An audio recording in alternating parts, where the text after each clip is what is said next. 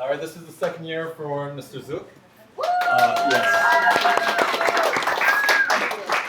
Seanan is an incredible philosopher, and he's been studying with Ming in that lineage for probably 20 plus years. No. I started 2012.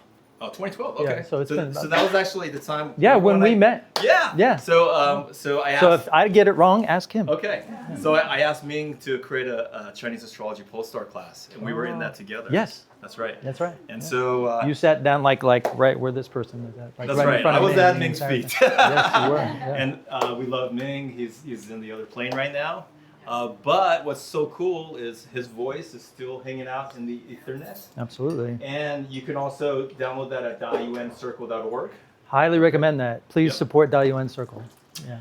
And Scott is the next generation of people to be the transmission of that lineage. Mm-hmm. He's very true to that lineage, and he's really good at bringing it all together. And last year, when you talked about the snake, we were all kind of confused. You're just like, I don't know if I should talk about this. I don't know. You guys should go home. I'm like, and we're like, what? Dude, why are you here? Why are we here? And then I figured it out after about 6 months of the snake. I was like, okay, yes, I don't know what's going on. Right. And thank God snake is over, because we all... I don't know about you guys, but if you're paying attention, yeah, it was tough, okay? And you know what? It's like, it's still kind of coming through. He'll talk about that. But I can already I can feel the fire Right. from this new energy. Is the rabbit thumping right now? This is the rabbit thumping. So, horse. That's right, exactly. So we can't wait to hear your talk this year, and it's so helpful. Yeah. So thank you Yes, so much. my pleasure. Yes. And by the way, if anyone needs to use the restroom, there is this one. Does anyone need to go right now? Because we'll do like 2-3 minutes. Everybody, cool? Okay. everybody buckled in? There's another one back here, by the way. Okay. So if you want to go back there, just right here, there's another restroom. Okay. And then there's water in the front and drinks. So yeah, and just let us know if you need anything. We're here to help you guys. Okay. All right. So let's everybody give it up for John.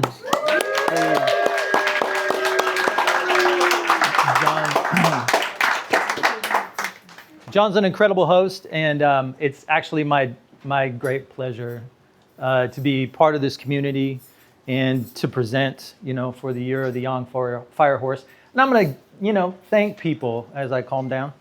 And so David is a dear brother of mine.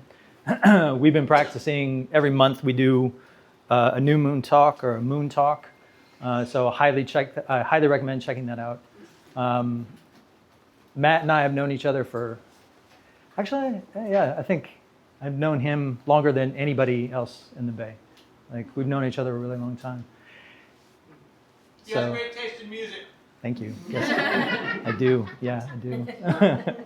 So, yeah. So I want to, first of all, just talk about how we're going to proceed with this.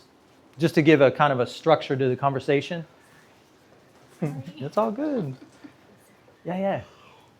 I don't normally wear a watch, but today I am. And there's a reason why I'm wearing this watch, because it is because John put me on the clock.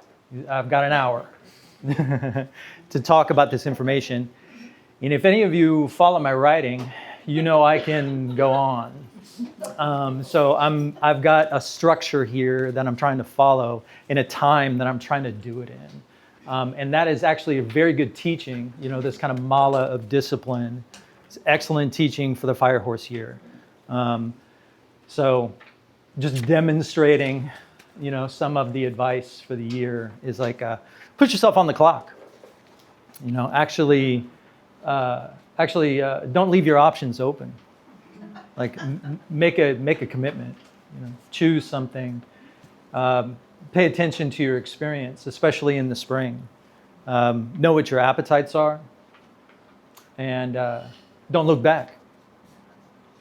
I have been studying this very intently since 2020. When that shift happened for me, it was just, I got a little spot, and then I just studied. And I've been doing that, pretty hardcore for the last 6 years. As I told David when we first started, I'd be content to do this alone. I really genuinely care about the view quite a lot. I think it's, on a personal note, and it's the last thing I'll say about this, but there's this notion that Krishnamurti put out, like a choiceless awareness. Like when you don't want to make choices in life. You want to find the thing that you have to do. In this kind of choiceless awareness, it just occurs. And it's happening before you even realize it. That has been this for me. And this view is very important to me in this really kind of non-important way. Don't get too attached. Like Ming would say, not too much. So really happy to be here and to represent this view. So let's get started. So there are 3 lenses that I want to talk about today. And the first lens is, let's be a geek out moment here. So the first lens is that we are entering into what I would consider to be a 30-year cycle, a new 30-year cycle. And the last 30-year cycle started in 1996. And since 1996, up until now, there has been a really interesting dynamic between the interior element of the earthly branch that represents the year and the exterior expression. What we're practicing here, this is a practice tradition centered around the Tongshu. The Tongshu itself is not a belief system, it's a practice tradition. And the Tongshu itself is a variety of different cyclical calendars all happening at once. And so to understand anything you want to know, you have to kind of reconcile all these different calendars, all these different cycles. So we are picking out one. And it happens to be a very important one because it's the biggest one. But the Tongshu itself is way more dynamic than just what year it is. Right? But what's interesting about the year, since 1996, the 30 years from 96 until now, the relationship between the interior element of the earthly branch of the year and the exterior expression has been in a controlling situation, or like some people would call it destroying relationship, like the interior being water, the exterior being fire, etc. It's been in that situation out of the 30 years, it's been in that kind of dynamic 19 out of the 30 years. So fully 2/3 of the last 30 years have been somewhat unintelligible. Nobody really knows what's happening, but we're figuring it out as we go. Starting in this year with a fire horse for the next 30 years, that dynamic happens only 5 times. So it's a pretty significant shift. And I've seen a lot of people talk about the fire horse as like this, it is a huge pivot. But they've been framing it in terms of like revelation or this great point of evolution in humanity, et cetera, et cetera. And that may be true. That may be true. But it's not the fire horse that brings that. It's us that brings that, right? Fire horses will come to discuss, doesn't really have a preference. Fire doesn't care what it burns. So what I find interesting about some of these people talking this way is that it's a projection on an increase in intelligibility. You feel more comfortable because the chi itself is direct. The interior is fire, the exterior is fire. Let's go. Right? So that can be very comforting and very enlivening. You should feel enlivened. You might feel uncomfortable in that, but you're still enlivened. Right? Can't guarantee success, but I can guarantee quite a lot of energy. And so some people project onto that a situation of evolution, a revelation, etc. But that's not the view. The view is just go. Yeah. The view is just forward motion. And that forward motion can either be walk, trot, canter, or gallop, right? And all the points in between. But we should understand that this kind of intelligibility, I think inspiration occurs when the world becomes more intelligible. You have feeling of resonance and you're inspired. Yeah? You're in the season, you're in the moment in that way. So it's vitally important, but I think it's important to say not evolutionary. not at least according to this cosmology. And I think that's a vital distinction. What was 5 times? Oh, do you take questions? Not yet. Okay. Yeah. So I think it's important in this moment for us to convey the idea that we should trust the intelligibility. Should actually be more relaxed. You know, that 30-year period of time was not easy. You know, it's very hard to make sense of things, but that is shifting. Right?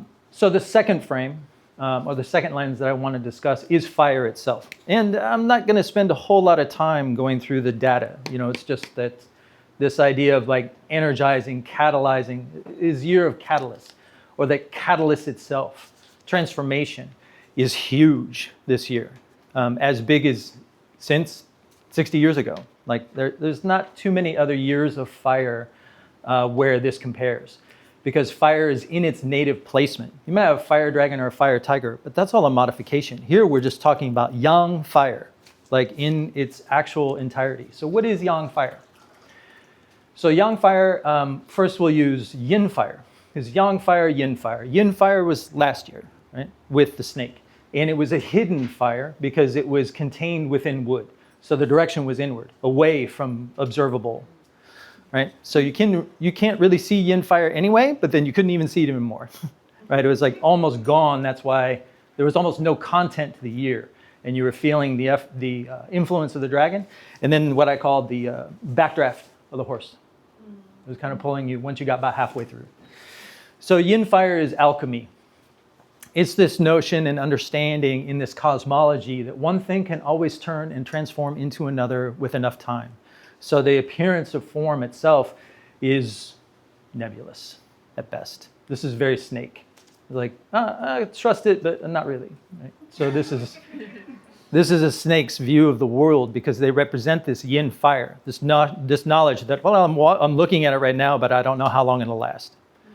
So there's kind of an inherent skepticism to the snake that works. Yang fire, by contrast, is chemical. The image that we're using in talking about yang fire is cooking. How can I take a whole table full of things that seem unrelated and make a soup? So it's the process of making the soup. It is the transformation that we're tracking this year, is this yang fire business. And the most interesting thing about yang fire is that it's never complete. So if you're looking for a resolution, if you're looking for some kind of certainty or arrival, yeah, you'll have to wait. This is a work in progress, right? Yang fire is always a work in progress. So anytime it appears, it's movement itself, right? So it can't be stationary or fulfilled. It's always a catalyst for change. And in having a catalyst for change, it means there's strength, passion, ambition, vigor, lots and lots of vigor, vitality, this vitality business. So it's completely raw. And in and of itself, doesn't carry any sense of direction, right? A fire has very hard time staying within boundaries. It will, in fact, burn itself out if it's just allowed to keep burning. It's a very important thing to understand, is it is inherently boundless. It's always going to keep moving and expanding and burning. So the third frame is the horse. So the horse itself is the, embodiment of this yang fire principle. Is the earthly branch of horse is fire, is yang fire. So those two things are synonymous in this cosmology. And so as the embodiment of yang fire, fire horse is unique of the 5 horses, is that it represents this pure kinetic energy. And it's very important to state that. Again, it's just pure kinetic energy. So the kind of horse we're talking about isn't a mare, it's not a stallion, it's not a thoroughbred, it's the colt. Right? It's the wild colt. This is also the beginning of a cycle of time where communal or herd element comes back into play. we haven't felt that for a while. Yeah. I think, yeah, ox was the closest thing. I mean, the rabbit that everybody was hiding, so like the communal aspect was very muted. But this is much more communal, much more herd-oriented, which means there's a hierarchies and there are dynamics that this fire has to navigate. So that's the containment of the young fire horse, this colt. So the interesting thing about that is that a colt, what I call is a high motor youth, right? Waiting for a rite of passage, waiting for a sense of direction. It's a coming of age, right? That's not yet secure in the hierarchy of the community. There's a lot of competition within herds of horses, like continuous, never really settled. They're always sort of jostling against one another. Right? It's not secure like wolves, where there might be seasons in that process. It's more like ongoing. So there's an appetite for independence, but also an awareness that teamwork is actually important. But the difficulty with that is that a colt simultaneously craves a sense of direction, but is compulsively resisting it, resisting guidance. Don't tell me what to do, that's... Sounds like a teenager. Exactly. Yeah. So this is like late stage puberty. This is what we're talking about with the young fire horse.